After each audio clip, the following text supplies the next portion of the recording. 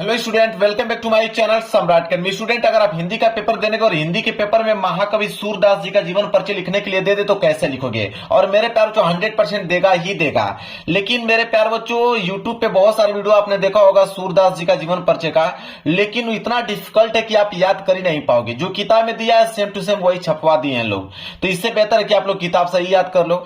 इसीलिए मेरे प्यार बच्चों, एग्जाम के कुछ दिन पहले मैं ये वीडियो को लेकर आया हूं मेरे प्यारे बच्चों, ताकि आप सूरदास जी का जीवन परिचय याद कर पाओ। और यकीन मानिए कि वीडियो समाप्त होते होते आपके दिमाग में पूरा का पूरा छप जाएगा यह सूरदास जी का जीवन परिचय। इतना आसान तरीका बताने वाला हूं मेरे प्यारे बच्चों, एग्जामिनर एक नंबर चाहकर भी आप लोगों का काट नहीं सकता है। कुछ बच्चे क्या करते हैं कि महाकवि सूरदास जी का जीवन परिचय लिखने के लिए दे देगा तो वो तुरंत यहाँ पे जीवन परिचय हेडिंग डाल देते हैं। यहाँ पे क्या करेंगे वो लोग कि जीवन परिचय यहाँ पे हेडिंग डालने के बाद इस तरह हेडिंग डालेंगे जीवन परिचय। जीवन परिचय हेडिंग डालने के बाद लिखना तुरंत चालू कर देंगे। ऐसी गलती नहीं करना है मेरे प्यारे बच्चों। आप लोगों को पहले कुछ पॉइंट लिखना पड़ेगा, इसके बाद यहाँ पे जीवन परिचय हेडिंग डाल के आपको लिखना है। सबसे पहले मेरे प्यारे बच्चों, आपको संक्षिप्त परिचय लिखना बहुत ही ज्यादा अनिवार्य है। तो यहाँ पे कॉर्नर में आपको संक्षिप्त परिचय लिखना पड़ेगा। अब बहुत सारे बच्चों के दिमाग में चलेगा कि संक्षिप्त परिचय क्या है। संक्षिप्त परिचय का मतलब होता है मेरे प्यारे बच्चों मेन कीवर्ड।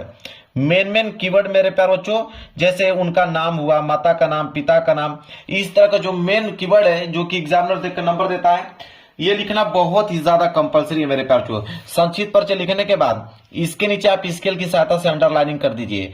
इसके बाद मेरे प्यारे बच्चों यहाँ पे कुछ कीवर्ड लिखिए, मेन पॉइंट लिखिए। जैसे पहला रहेगा इसमें नाम, पहला रहेगा नाम। नाम के बाद यहां पे डालेंगे आप जन्म, दूसरे स्थान पे रहेगा जन्म। ठीक है, जन्म की बाद यहां पे तीसरी लाइन आप डालेंगे जन्म स्थान, कि उनका जन्म जो हुआ था वह किस स्थान पर हुआ था, जन्म स्थान। जन्म स्थान के बाद मेरे प्यारे बच्चों अगला कॉलम रहेगा पिता, मतलब उनके पिता का नाम क्या है। पिता के बाद मेरे प्यारे बच्चों यहां पे मृत्यु रहेगा, क्या रहेगा, मृत्यु, किस सन में उनकी मृत्यु हुआ। मृत्यु के बाद मेरे प्यारे बच्चों इसके नीचे रचनाएं रहेगा। यही मेरे प्यारे बच्चों कीवर्ड है। अगर इसको आपने बिल्कुल सही सही लिख रखा है तो मेरे प्यारे बच्चों एग्जामिनर यहीं पे देख के नंबर दे देगा और इन्हीं से आप पूरा का पूरा जीवन परिचय लिख दोगे। कैसे मैं बताता हूं, देखिए नाम में तो आप सूरदास जी लिखोगे क्योंकि उन्हीं का लिख रहे हो, तो नाम में आप लिखेंगे सूरदास, नाम ने आपने सूरदास लिख दिया। जन्म की अगर हम बात करें तो सन 1478 ईस्वी में इनका जन्म हुआ, तो आप लिखेंगे 1478 ईस्वी में इनका जन्म हुआ। जन्म स्थान की अगर हम बात करें तो रूनकता नामक ग्राम में इनका जन्म हुआ था। रूनकता, यहां पे नोट कर लीजिए, रूनकता नामक ग्राम इनका जन्म हुआ था। पिता का नाम अगर हम बात करें तो पंडित रामदास इनके पिता का नाम था, तो यहां पे लिखेंगे पंडित रामदास, पंडित रामदास इनके पिता का नाम है। मृत्यु की अगर हम बात करें तब सन 1583 ईस्वी में इनका देहांत हो गया, मृत्यु हो गया, सन 1583 ईस्वी।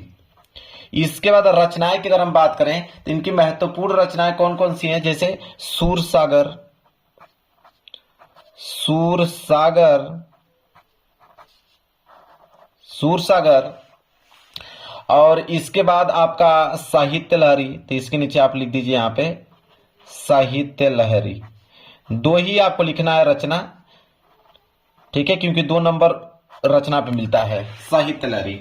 इतना लिखने के बाद मेरे प्यारे बच्चों इसको आपको मेरे प्यारे बच्चों बॉक्स में पैक कर देना है। ठीक है, जैसे मैं यहाँ पे कर रहा हूं आप लोग देख लीजिए, सेम टू सेम ऐसे ही आप लोगों को करना है। इसको बॉक्स में आप लोगों को पैक कर देना है ताकि एग्जामिनर का ध्यान यहाँ पे जा पाए और एग्जामिनर इसी को देखकर पूरा का पूरा नंबर आप लोगों को दे देगा। तो इतना कीवर्ड अगर आपको याद हो गया तो जीवन परिचय तो मेरे ऊपर छोड़ दीजिए कैसे लिखना है। ठीक है, इतना काम आपको कर देना है। बॉक्स में आपने पैक कर दिया। इसके बाद यहाँ पे जीवन परिचय हेडिंग डालने के बाद इसके भी स्केल की सहायता से इसके नीचे अंडरलाइनिंग कर दीजिएगा जीवन परिचय। अब यहां से लिखना चालू करेंगे, कैसे समझिए मेरे प्यारे बच्चों।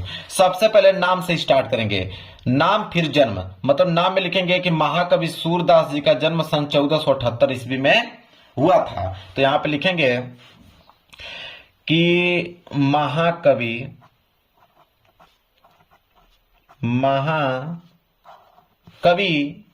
सूरदास जी का जन्म, महाकवि सूरदास जी का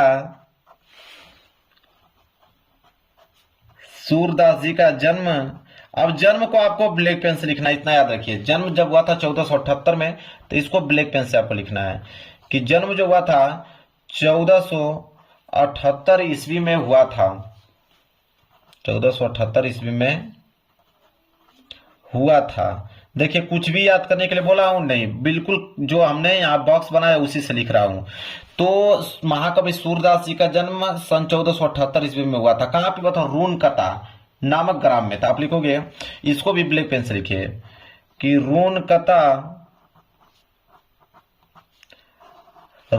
नामक ग्राम में हुआ था। रूनकता नामक ग्राम में हुआ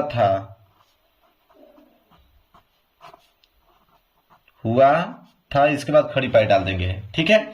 इसके बाद लिखेंगे कि कुछ लोग यह मानते हैं कि इनका जन्म जो हुआ था सीही नामक स्थान पे हुआ था। कुछ लोग यह मानते हैं, लिखेंगे कि कुछ लोग यह मानते हैं, कुछ लोग यह मानते हैं कि इनका जन्म जो हुआ था, इनका जन्म, कुछ लोग यह मानते हैं कि इनका जन्म है जो सीही नामक, यहां पर लिखेंगे सीही को ब्लैक पेन से लिखेंगे, सीही नामक स्थान पर हुआ था, सीही नामक स्थान पर हुआ था। इसके बाद यहां कर देंगे खड़ी पाई, ठीक है। अब पिता की बारी आया, लिखेंगे कि इनके पिता का नाम, लिखेंगे तथा इनके पिता का नाम, इनके पिता का नाम पंडित रामदास। तो इसको हम लोग ब्लैक पेन से लिखेंगे, पंडित रामदास। इनके पिता का नाम पंडित रामदास था, पंडित रामदास था। इसके बाद खड़ी पाई लगा देंगे, लिखेंगे सूरदास जन्म से अंधे थे या नहीं, ठीक है। कुछ विद्वानों में मतभेद है, लिखेंगे कि सूरदास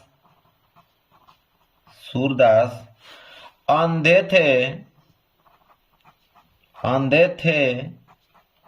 या नहीं, अंधे थे या नहीं, कुछ विद्वानों में मतभेद है, कुछ विद्वानों में मतभेद है। अब आप सोचेंगे कि मतभेद क्यों है? तो मतभेद इसलिए क्योंकि जिस प्रकार उन्होंने वर्णन किया है, ठीक है, तो जिस प्रकार उन्होंने वर्णन किया है उसको देखकर कोई भी नहीं लगेगा कि कोई अंधा व्यक्ति इस प्रकार का वर्णन कर सकता है। इसलिए कुछ लोगों में, कुछ विद्वानों में मतभेद है। तो सूरदास अंधे थे या नहीं, कुछ विद्वानों में मतभेद हैं, यहां लिखेंगे मतभेद हैं। इसके बाद लिखिएगा कि एक बार वल्लभाचार्य जी के दर्शन के लिए, लिखेंगे एक बार वल्लभाचार्य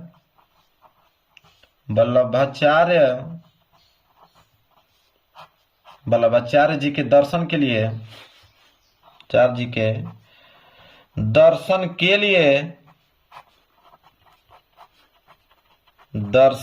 लिए कहां गए? मथुरा के गौ घाट पर आए।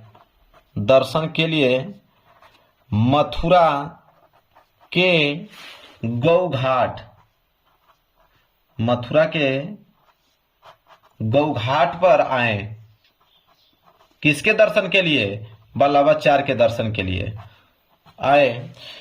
फिर वहां जाकर उन्होंने एक स्वरचित पद गाकर सुनाया, जिसे उन्होंने खुद रचित किया था। लिखेंगे कि उन्हें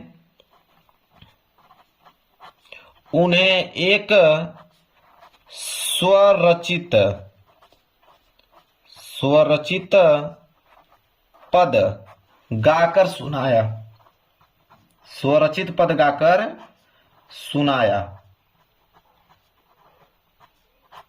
सुनाया।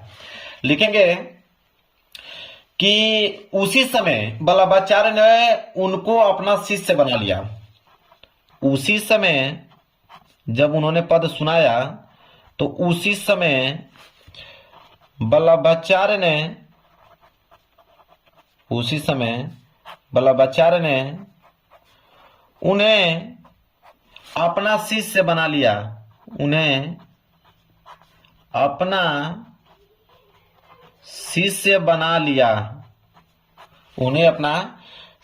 बना लिया। इसके बाद यहां कर देंगे खड़ी पाई।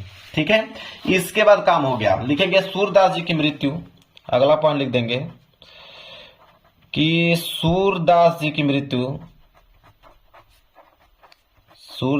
मृत्यु लिखने में टाइम लग रहा है मेरे प्यारे, बाकी इसमें कुछ है नहीं। सूरदास जी की मृत्यु सन 1583, देखिए लिखा हुआ है सन 1583 ईस्वी में,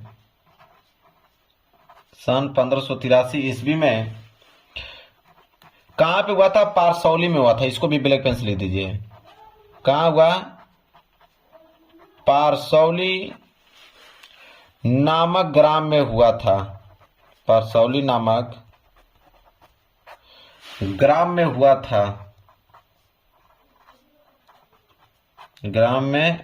था।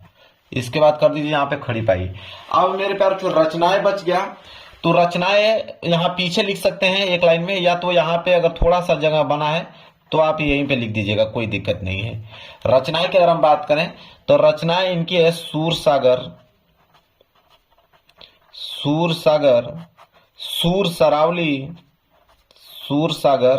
सूरसरावली और साहित्य लहरी। दो ही लिख दीजिएगा, बाकी दो तो यहाँ पे आपने लिखा है। बस इतना है। देखिए एक पेज में जीवन परिचय पूरा का पूरा मेरे प्यार खत्म कर दिया मात्र 10 से 11 मिनट के अंदर। ठीक है, पहले संक्षिप्त परिचय लिख दीजिए, नाम, जन्म, जन्मस्थान, पिता, मृत्यु, रचनाएं। फिर उसी को मैंने विवरण लिखा है कि महाकवि सूरदास जी का जन्म 1478 ईस्वी में रूनकता नामक ग्राम में हुआ था। इसके बाद लिखा है कि कुछ विद्वान इनका जन्म मानते हैं सिही नामक स्थान पर। इनके पिता का नाम पंडित रामदास था। और यह भी लिख दीजिएगा कि कुछ विद्वानों में मतभेद है कि सूरदास जी बचपन से अंधे थे या नहीं। ठीक है, इसके बाद लिखिएगा कि एक बार उन्होंने वल्लभाचार्य जी के दर्शन के लिए मथुरा के गौघाट आए और उन्हें स्वरचित पद गाकर सुनाया, और वो इतना प्रभावित हो गए वल्लभाचार्य जी कि वल्लभाचार्य जी ने उन्हें अपना शिष्य बना लिया। और सन 1583 ईस्वी में पारसौली नामक ग्राम में इनकी मृत्यु हो गई। रचना सूरसागर, सूरसरावली, साहित्य लहरी। बात खत्म। एक पेज में समाप्त हो गया कि नहीं मेरे प्यार बच्चों, बताइए। इतना सिंपल पूरे YouTube चैनल पे आप लोगों को कोई बताने वाला नहीं है। वीडियो पसंद आए तो लाइक कर दीजिएगा, चैनल पर नए हैं तो चैनल को जरूर सब्सक्राइब कर लीजिएगा। मिलेंगे एक प्यारे से नेक्स्ट वीडियो में, तब तक के लिए धन्यवाद।